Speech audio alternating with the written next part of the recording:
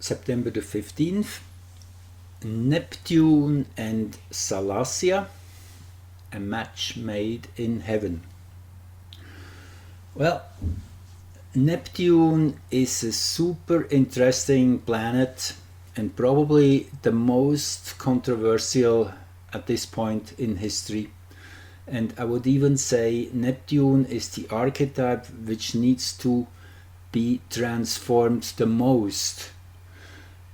Neptune is ruling the sign Pisces in this own sign of his since 2011 into 2025. We are in these final years.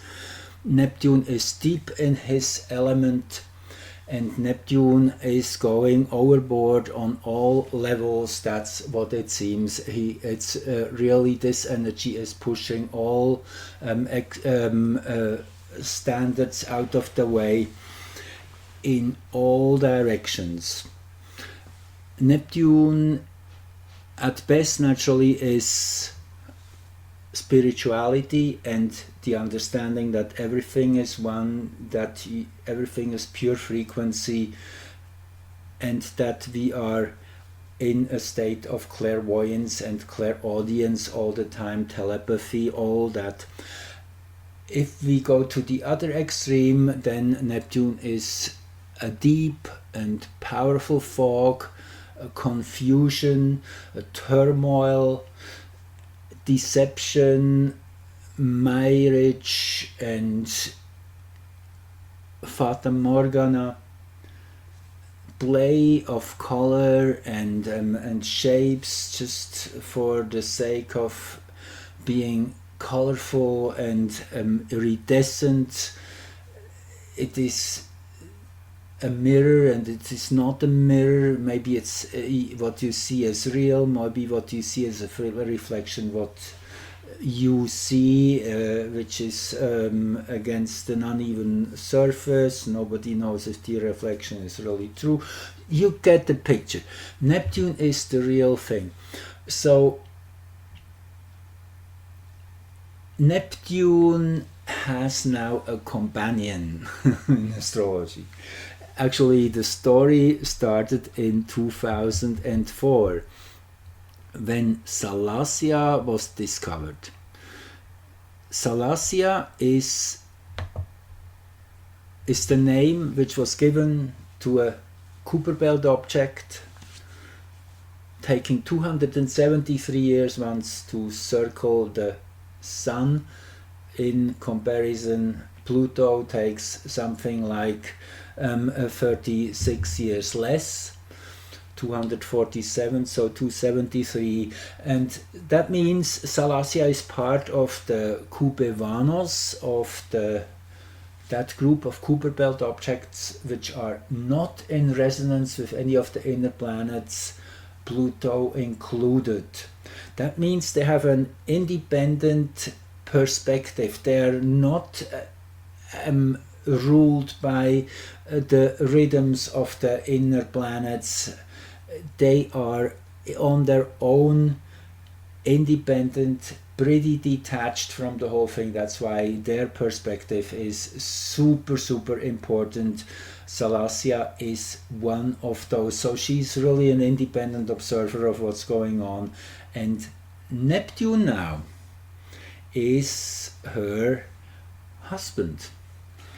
That's what came out after this Kuiper belt object was named, and we learned the astronomers had decided on the name Salacia. And Salacia, okay, let's first go into the myth because this is really super interesting. So she is a saltwater nymph, a water goddess presiding over the depths of the ocean. Neptune was her consort. Salacia was the consort of Neptune. This is implied by Varro and is positively affirmed by Seneca, Augustine, and Servius. All these are important Roman philosophers and historians, and she is identified in Greek mythology as goddess Amphitrite, who was the consort of Poseidon, who is the equivalent of Neptune in Roman tradition. So the god Neptune wanted to marry Salacia. She was in great awe of him, of her distinguished suitor. I mean, probably a few levels above her pay grade, she perceived. And however, to preserve her virginity with grace and celerity, she managed to glide out of his sight and hid from him in the Atlantic Ocean, deep down there. Now, the grieving Neptune, and this is super interesting because it really shows the enormous attachment already there was. Neptune felt the deep love, the admiration.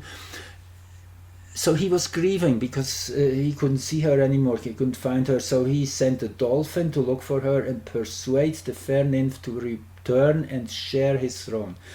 Salacia agreed to marry Neptune, and the king of the deep was so overjoyed at these good tidings that the dolphin was awarded a place in heavens, where he now forms the well-known constellation Delphinius. So let's look at the discovery chart of these planets. Let's first have a quick peek at Neptune, because this will be super actually it really blew me off for a moment. You see, Neptune was discovered on the 23rd of September 1846, and Salacia was discovered 158 years later, just one day shy, 22nd of September 2004, and there's so many similarities between the two charts, it's uncanny. So let's go one step at a time.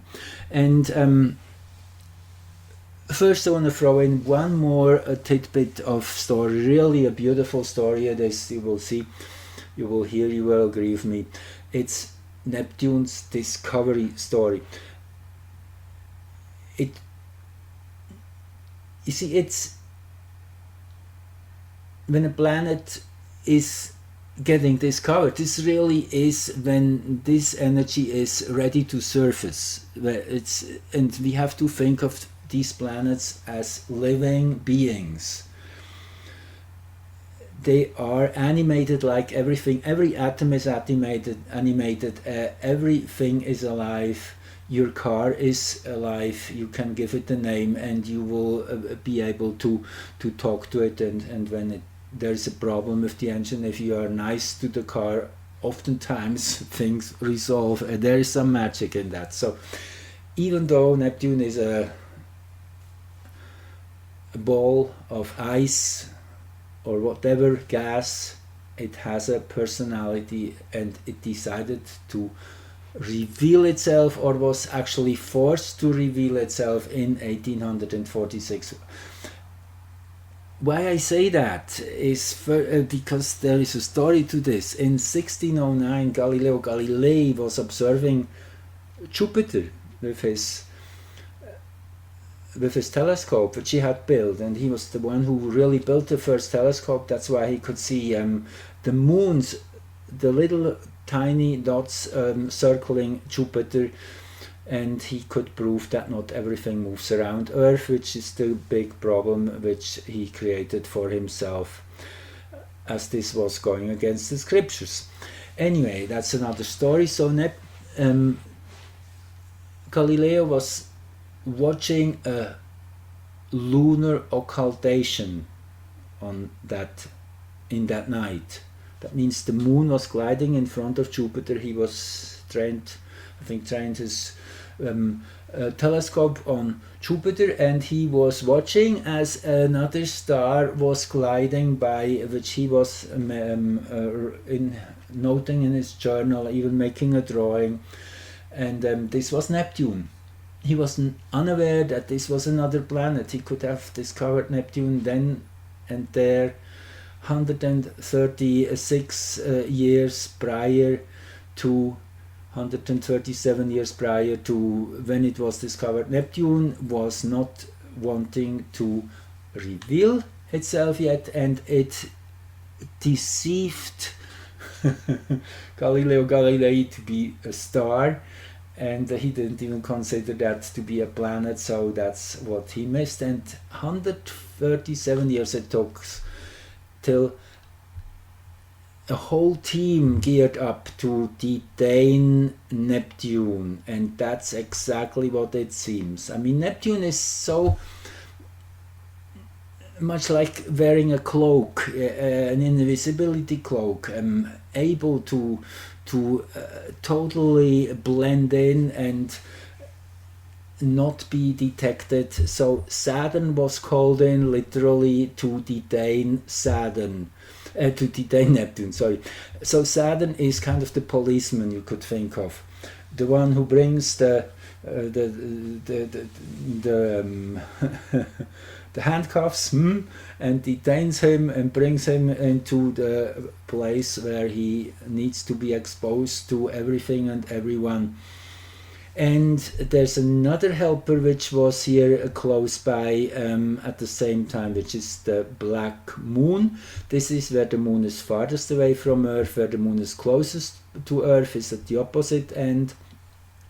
So the moon's orbit has a powerful gravitational pull into one direction, you could say. It is literally, this is, you could think that the ellipse goes far out here, and then here the moon is relatively close. So, and this moon's ellipse is constantly shifting. Every 9 months it moves through one sign. Every 9 years it rotates once around the full zodiac. The 9-9 is very particular there too.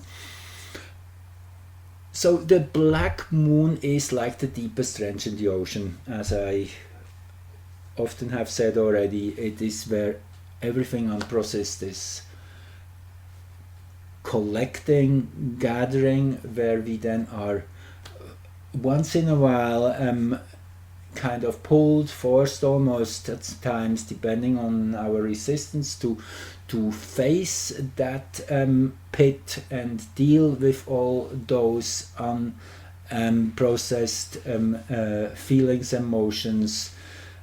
Whenever the black moon comes into focus, these are the times when we have really to face what is important in order to move on, to evolve.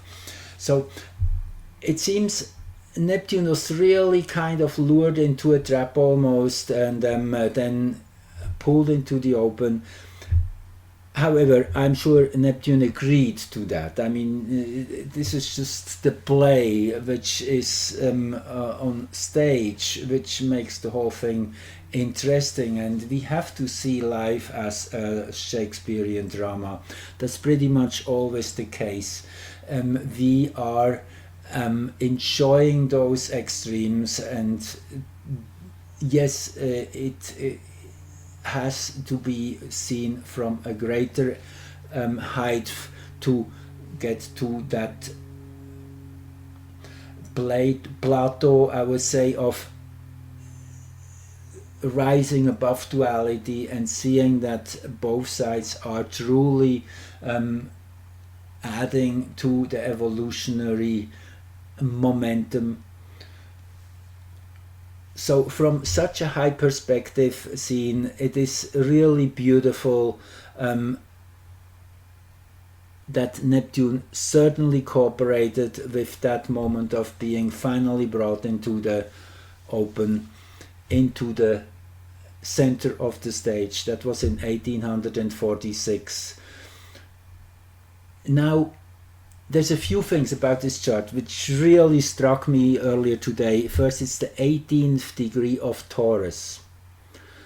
You might remember we talked about actually the 19th degree, to be exact, as between 18 and 19 is the 19th degree. like between the year 2000 and 2100 is the 21st century, the same thing. So the 19th degree of Taurus, this is where Uranus is right now, and where Uranus has stationed on August the 24th, and Uranus is still in this degree. This was where the lunar nodes met with Uranus and at the end of July. So you can already see Neptune's chart is super energized right now. There's so much going on here. And then we have 18 degrees Aquarius, where Saturn will station before it moves forward again. This will be the case on October the 23rd. Another big date to note down, and I'm giving you a guarantee this will be a kickoff point, October the 23rd, for the final stage of this huge, year-long battle, many-year-long, multi-year battle which we have been fighting. It will be the first big climax, the first big victory will be coming in those months, roughly around end of January. But it is a super intense battle. Neptune is one of these archetypes which are pulled from left to right. It's like two teams with a rope, and pulling this character either into the positive zone or into the negative zone, you could say, bringing it more into the light or more into the darkness. We are working hard, and the universe is helping us to pull it into the light. And Salacia is one of our great allies. Okay, I said it was pretty much the same day. You see, when Neptune was discovered, the sun was at 0 degrees Libra in itself, a powerful degree of literally starting a whole new evolutionary cycle.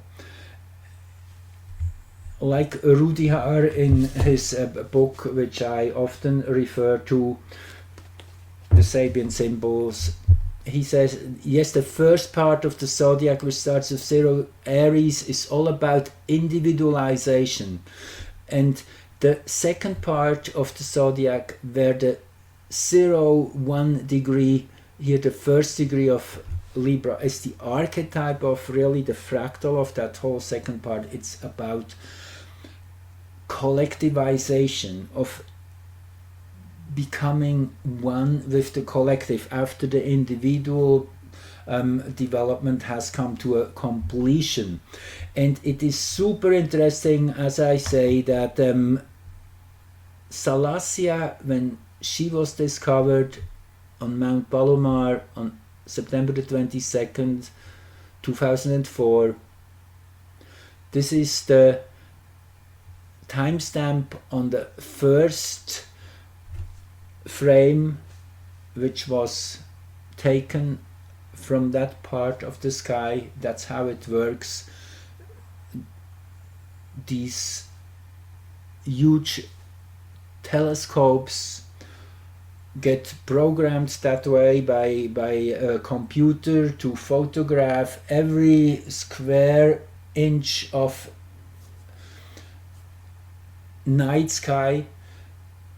And naturally this takes this is an infinite job, really, because every tiny little dot in space is amplified into a frame, and then they take several shots of one particular area, and then they are fed into a computer which then detects tiniest little motions, aberrations between the 2-3 different shots, which are performed within hours. That's how it's done technically. So this is the first photographic plate, and then usually as soon as they are compared, if there's something which has been moving on that plate in that segment, then it is identified. That's how a discovery happens. And then they calculate the equation, how fast it moves in which time frame, and then they are able to generate an ephemeris and then go back in time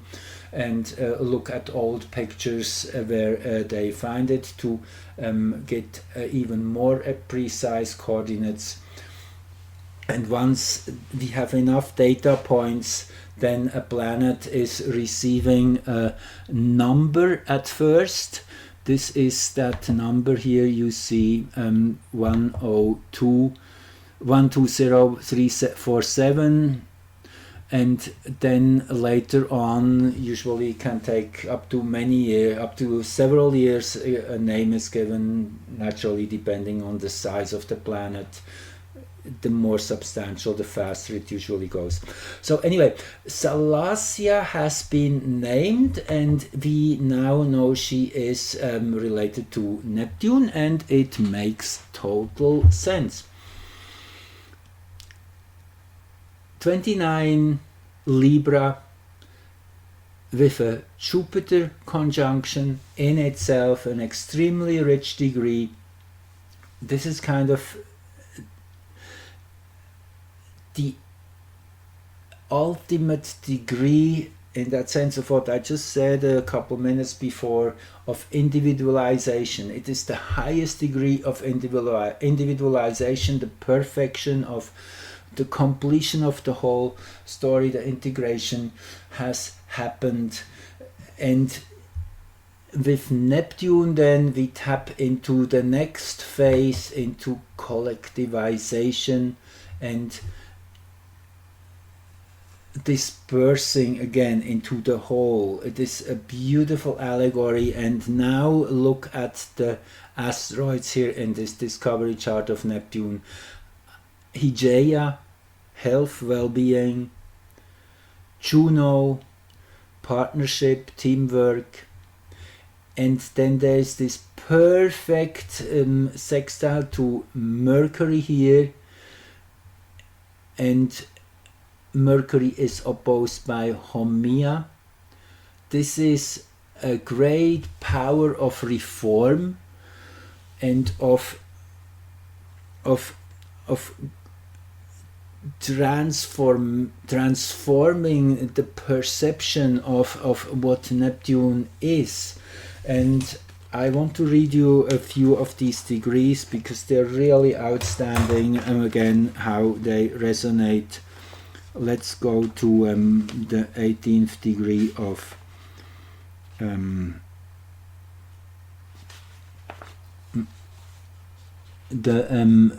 19th degree, I should say, of Virgo, which is where Mercury is.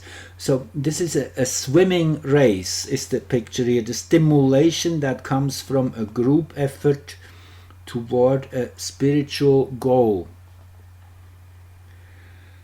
So Mercury has become an expert in this degree, and he has learned to operate in water. He's become an expert swimmer. How about that in Neptunian territory?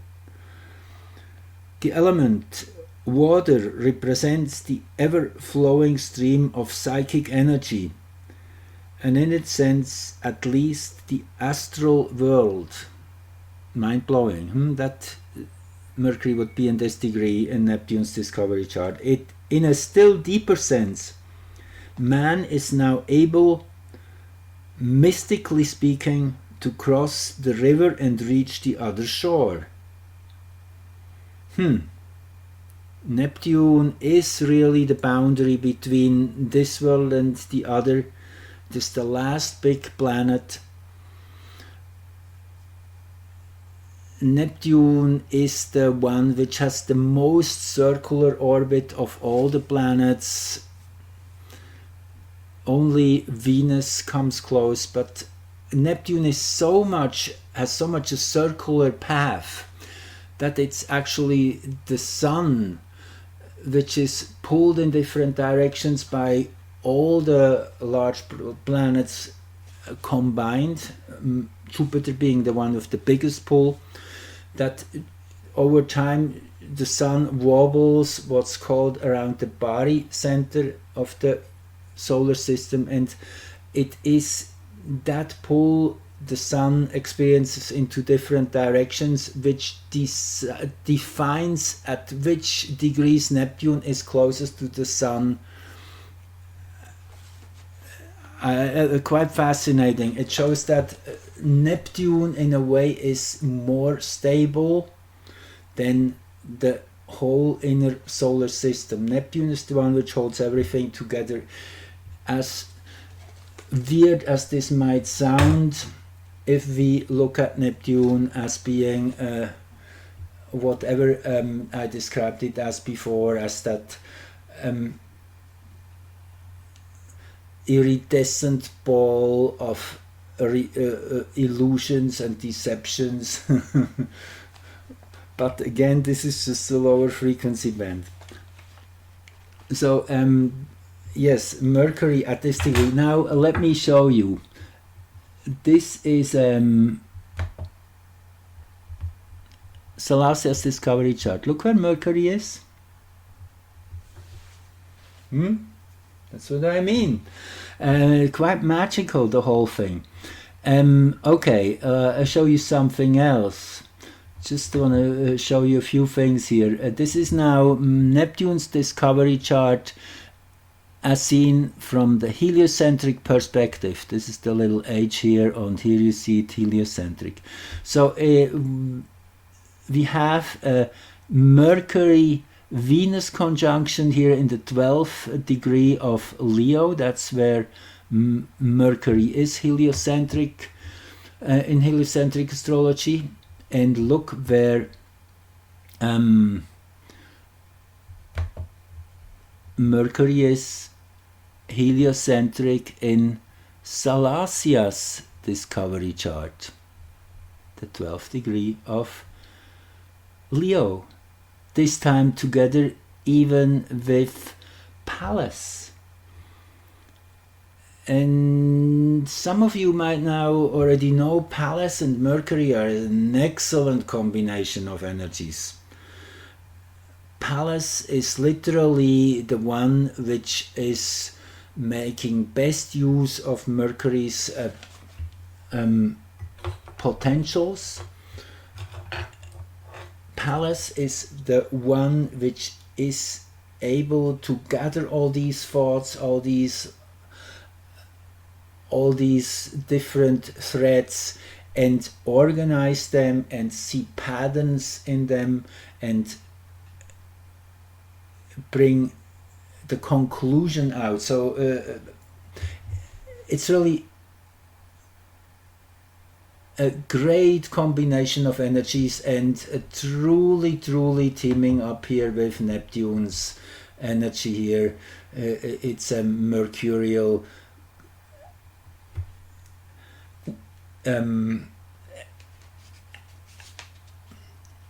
facet, you could say. It's Neptune's mental expression in that sense. Whenever we perceive Neptune as an entity, then that is the way it can express itself most clearly through those two places, the heliocentric Leo energy of which is something heroic about it. Whenever Leo comes in, there is this hero's journey, defining oneself by one's deeds, one could say, and then naturally Mercury geocentrically in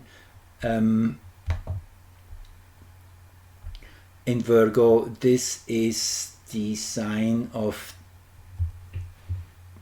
deep analysis and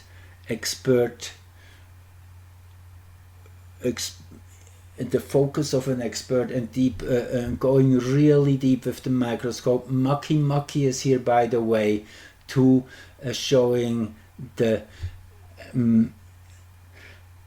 it's kind of a magnetism which is coming in, something which cannot be avoided. There is such a pull, and the intensity Maki feels. Maki becomes more alive in danger, really thrives in that special place of challenging the extreme possible. That's kind of the feel I get for Maki. Now Maki and Salacia are the two which are kind of the reason why I started thinking about Salacia to start with. As I mentioned in my last recording, they form 35 exact oppositions between 2016 and 2033. The central one is 2025, and the core theme there is really the joy of having that courage to create something new and not be intimidated by danger and by abysses.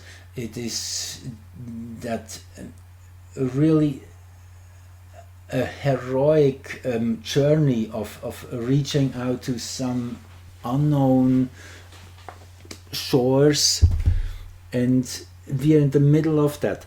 Now, Salacia has a super interesting discovery chart, as you can see if you want to look at it a little more close. One of the most particular alignments here is Saturn right at the 4th house cusp, at the source point, and Nessus here in the perfect field of consciousness. And then there is Chiron here close by too, and even more so if you look at the heliocentric chart, you see then Chiron is also in that exact highest position. So what it really is, geocentric, this opposition Nessus to Saturn, this is bringing darkness into the perfect focus. It is literally the ability to deal with all that fuel, and that's what darkness really is at its core. I referred to the Chinese trigram of fire before. We have the two strong lines at the corners and the yin line in the middle, which is representing the fuel, the energy of darkness, which is creating the light. That's how we have to see it. So it is this feminine quality which is able to embrace the darkest of thoughts, of expressions, of manifestations, and anchor it, give it a firm rooting, and then dissemble it piece by piece with a healing spirit. All of that in the 26th degree here of Capricorn, where the midheaven is of this chart. And this is again a degree which I want to read you quickly because it's so meaningful. A nature spirit dancing in the iridescent mist of a waterfall. How about that for the discovery degree of a nymph? A water goddess. A nature spirit dancing in the iridescent mist of a waterfall. beautiful. And Rudyard's keynote, the ability to perceive the hidden and creative spirit of natural phenomena. So everything that is manifesting is a natural phenomena. I guess this is the one point I try to stress over and again. We have to take out our emotional triggers. We have to look at whatever life brings, whatever is manifesting, as something neutral. And it is really the matrix which is manifesting itself. And the matrix is pure energy. As I refer over and again, Dolores Cannon, the background people, or the Taigetans, who say, yes, 4 out of 5 people are a pure energetic phenomenon, part of the matrix. I mean, it doesn't really matter if the numbers are correct, but a large percentage of what we experience and what we see is not really animate. It's just a reflection of that program which is running this whole world, this simulation. And I mean, even people like Elon Musk have said chances are very, very high that this is a simulation we are living in. So Salacia is one of those characters who is able to, on one hand, give us that neutral perspective, that ability to see everything as pure energy, and on the other hand, because we become able to see through manifestations, to see through the appearances, I won't say, we are able to detect what's real. That's the thing. Neptune is kind of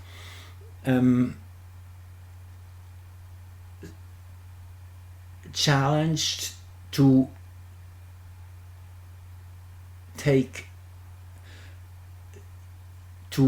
is kind of forced to take a clear stand. I guess that's one way one could say it. And there's so many beautiful connections between the two charts. I mean, it's just too much. Let me show you. I overlaid the two here. Just gives you a few synastries, how planets repeat. As I said, there is Mercury in the same degree, the Sun pretty much exactly in the same degree, 29-0. The two moons in a beautiful sextile, the ascendants in the same degree, Taurus, and then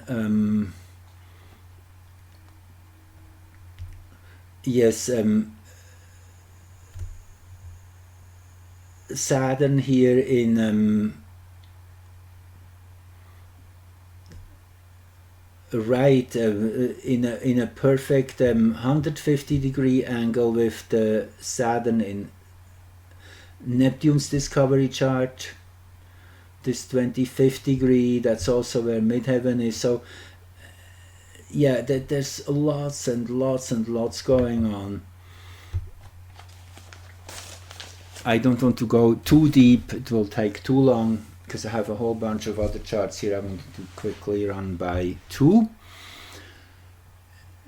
Just maybe a few more things here as we're looking at Neptune's discovery chart. Neptune has an unusual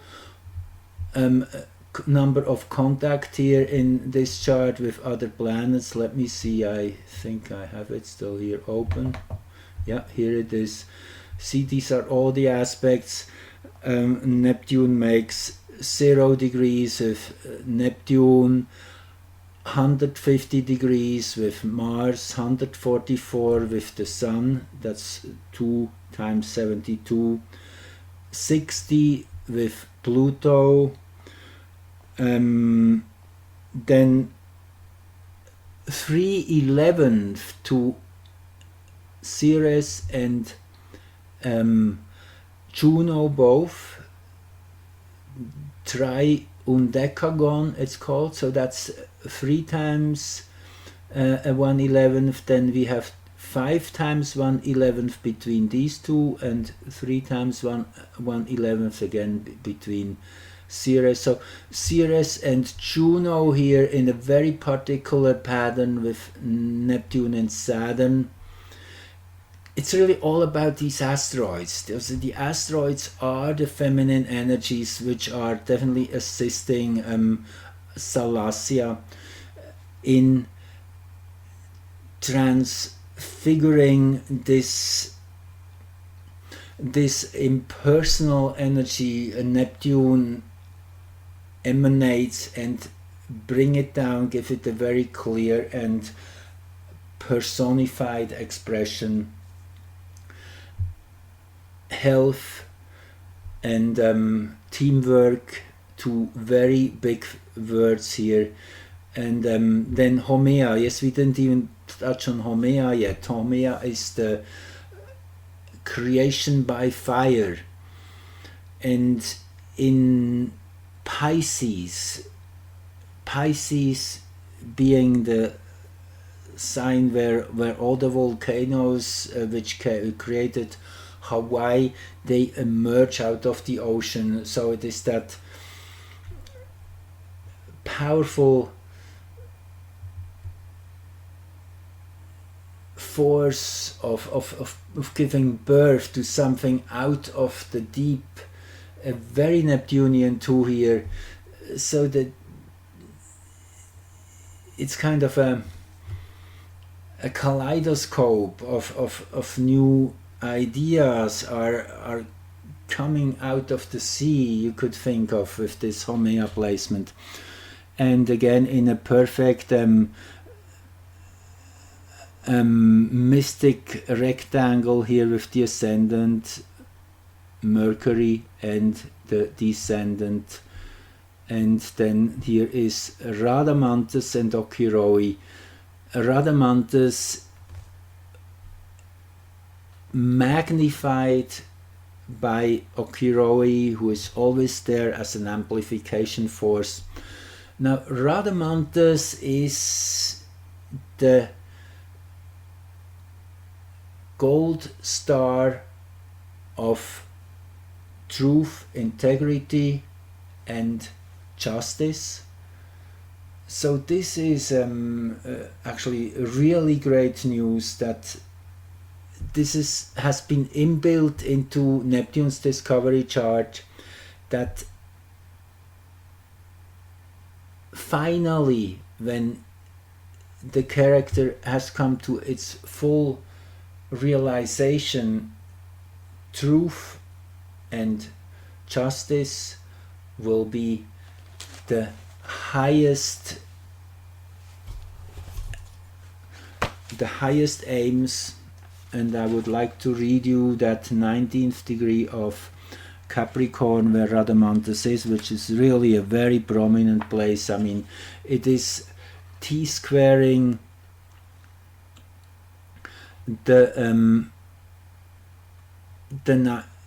let me say that right. No, sextiling naturally. Sextiling the midpoint between ascendant and midheaven as well, which is 19 degrees 14. So it is really prominently placed up here. So the 19th degree of Capricorn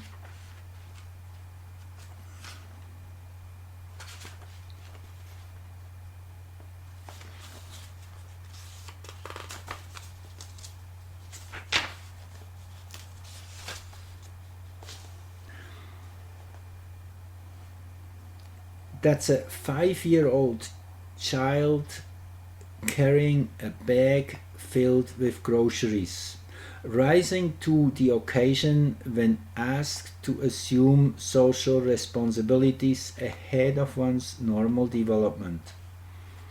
Okay, this is interesting degree. It shows that there is the possibility to take on this role of truth and justice even before the natural evolutionary cycle would have reached that place. So accelerated growth is another keyword here. Rudyard gives beautiful. So let me just continue here, that it's not getting too late, because this is still quite a bit to say here. So this is, we looked at these charts, so you can just hold the video and look closer at these if you wish. They are all treasure troves.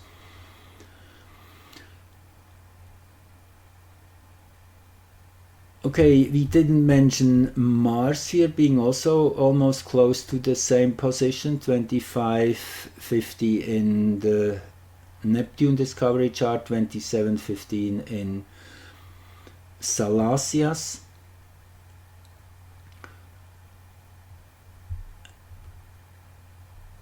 Then interesting I find also is that the nodes are pretty much exactly the opposite.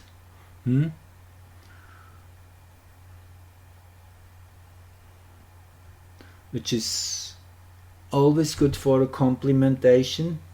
Whatever one of the two has in abundance, the other one is striving for, and vice versa.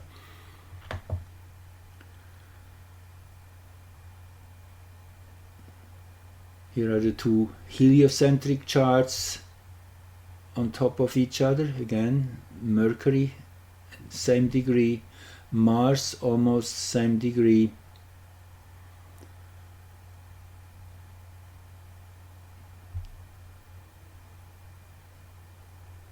Where Venus is in Salacia's discovery chart, that's where Jupiter is in Neptune's. And then the T-square here from Uranus.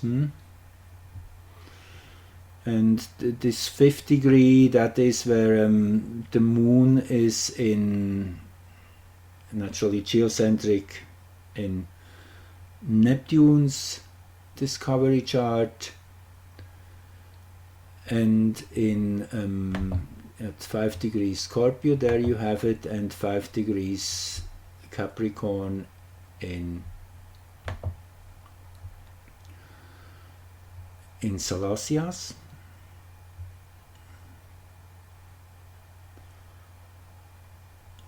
Yes, there is lots going on. Let's keep going. Now this is okay, let me there's always something I forget. Look at this. Salacia in Neptune's discovery chart here at 2235, Cancer in Neptune's 4th house, which is his home. Naturally, this is good news. His wife is in his home. And Cancer is where Neptune is exalted. Neptune feels very much at home in Cancer. This is nice synchronicity. Then in Salacia's discovery chart, Neptune here also in Aquarius, the same sign it was when it revealed itself to the world in 1946. And then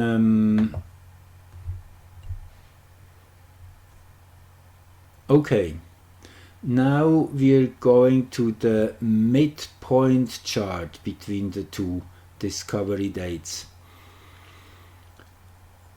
which is an exact number of years. As I say, 158 years they were apart, so 59 years is the midpoint. And you see again, you have a the sun here at 29 degrees Virgo this time again, and it is the 23rd of September. Remember, 23rd of September is Neptune's birthday, and 22nd of September is Salacia's birthday, so their shared birthday is the same day. How much better can it get? And 22, what did I say? 22:35, 22:45. So in their shared chart, their relationship chart, that's how they feel when they are together in that sense. Then Salacia is here carried at their shared consciousness focus. That is what the 10th house is, where we are focusing our energy. So Salacia is really the jewel. Neptune is expressing himself through, it seems, he's so in such deep adoration. Now this is then the heliocentric midpoint chart, and again you see Neptune, Mercury here at its 12th degree of Leo. Quite remarkable, that repetition, which makes me think I should read the 12th degree of Leo. I haven't done that yet. Let's see what is the surprise here.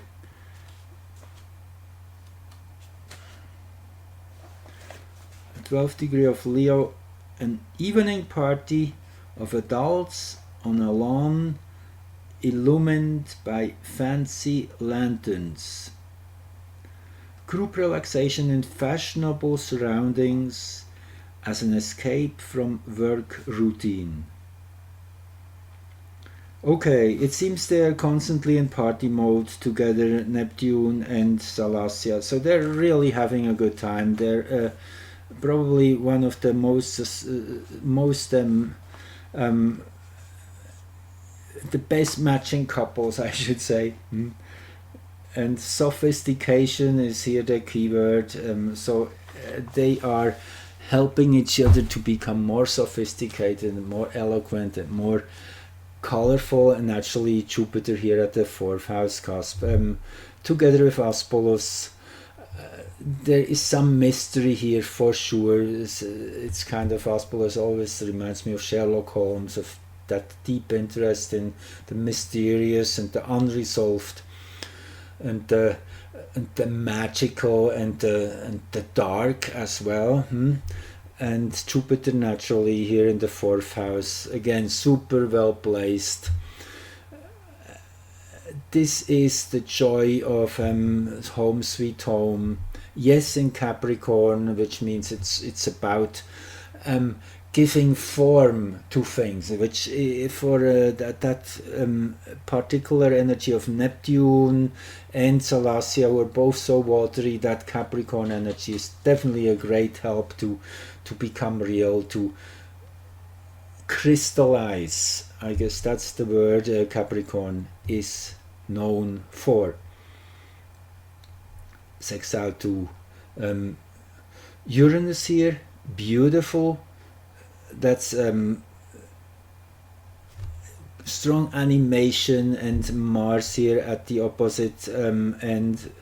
This creates creative tension, and then the trine here, all in Earth. Mars again in Earth, very close to where it is in each of their charts again.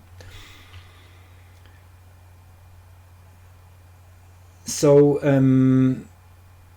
yes, let's then look at the heliocent. This is okay, now this is, yeah, we just looked at that. Okay, now something else. Salacia and Makemake, they move almost, they have almost similar orbital times, 273 for Salacia years it takes for once around the sun. 309 years it takes Maki for once moving around the sun. So they both move rather slow. So this is giving you a bit of an idea. The last time they had a conjunction was in the year 825. That's how long ago that is. In the 19th degree of Libra. And then they formed heliocentric squares and were wavering around these degrees in the 1400s, 1500s, 1600s, and finally come to an opposition of each other in the year 2025. Again, these are all heliocentric when we only have one exact hit because the planets always move in forward direction. So the year 825, heliocentric on the 7th of July, and geocentric, there were 3 conjunctions, 824, 825, 19 something, 18 something. So it's these 2 degrees of Libra, that's where their journey began as a couple. And why do I show you this? See, that's 825. Now Maki is not in here because it's not part of doesn't have an ephemeris which goes back so far here in this program, so they do not display it. But you have seen in this other program, Rayal, Maki and Salacia are in that same degree on the 16th of September 1825 at 1817 in Libra, 1816, and Mars is here and Juno is here. Anyway, I just wanted to show you this. Now look at this here, that 19th degree of Libra. Where was it? Here.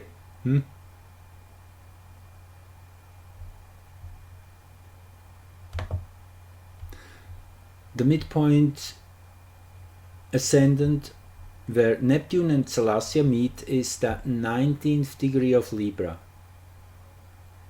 And that's where Salacia and Maki have started their mutual cycle in the year 825. That's why Maki plays such a crucial role here in helping Salacia to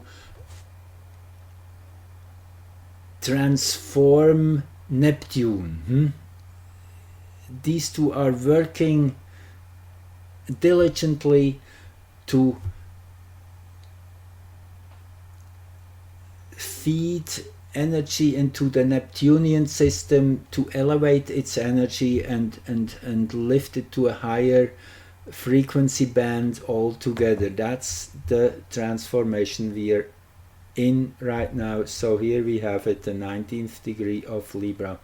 Now, last but not least, when Mercury will turn direct, it means Mercury is now going through this shift, and I will make another video on that because it's super interesting how this Mercury retrograde cycle is interlinked with that Salacia Maki cycle. They're pretty much at the same degree. Mercury is conjunct Maki and Jupiter is conjunct Salacia in Aries.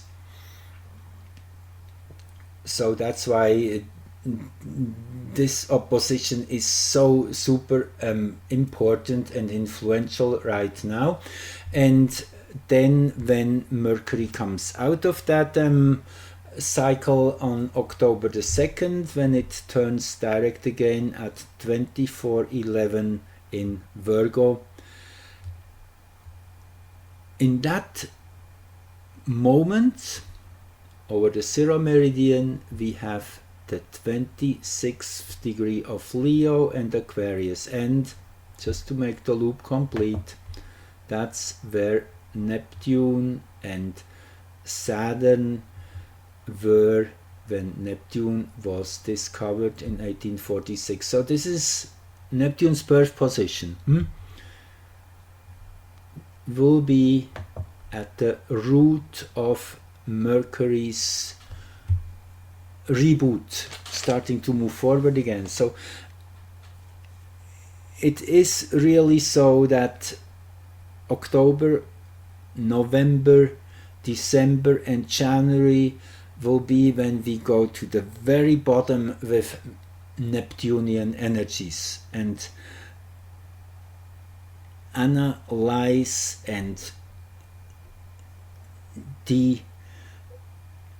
demystify one atom of Neptune's energy at a time. That's how you could see it. And Saturn is playing a great role again. Saturn, the one which originally detained Neptune, in the 18th, 19th degree of Aquarius, T-squaring Neptune's ascendant, high up here, with Uranus in this degree here. So you see that the plot is perfect. It's Neptune has no choice than to evolve. That's what one could say. That Saturn and Uranus, they put him really into a vice and make sure there's no escape. There's only one way forward, which is upward, which is to evolve. And just for fun, I calculated Neptune's solar return when it was discovered. So the Sun being in this exact same degree as it is in Neptune's birth chart, and it's quite a unique chart again with Radamanthus, which we had so high up in Neptune's chart, is now here at the ascendant. You remember Radamanthus, which we zoomed in on, which is the gold star of righteousness and of truth and justice. Here at the ascendant in Scorpio, close to the moon. See? Neptune's discovery moon at 5 degrees. So, and yes, and the moon here in this chart at 0 Virgo, powerful degree. So what can I say? There's all the signs that these next few months will be an amazing ride. I'm super excited. I know it will be a difficult time too. At the same time, it is just so that we are pushed to grow up as a species, as a collective, and this is painful, and we are going through these growing pains. The more we realize the potential that is just about to get unleashed and to open itself, all these many buds ready to burst into flowers, that's where we should focus our attention and honor all those who have played a particular role to help others to wake up. And there's many of those, and many of those are very sad stories, people who have been tricked into to take on this role. Still, we have to be extremely grateful and thankful. These are the ones who are helping the greater collective to take that leap beyond whatever would be humanly possible if we were not in times of extremes. We are in that white water phase just short before the waterfall. There's no doubt about that. It's going a little farther, a little longer, a little more intense, a little more wild, a little more all over. So just make the best out of it, enjoy the ride, and if you enjoyed that video, please share it. I will make another one on Salacia and Maki give you more details, and I also want to make another short one on the Mercury cycle, which is all about the realization of what's going on, our connection with perception. That's what Mercury is all about. Thank you for listening, and again, give it a thumbs up, share it, or even subscribe. And yes, lovely having you here. Enjoy.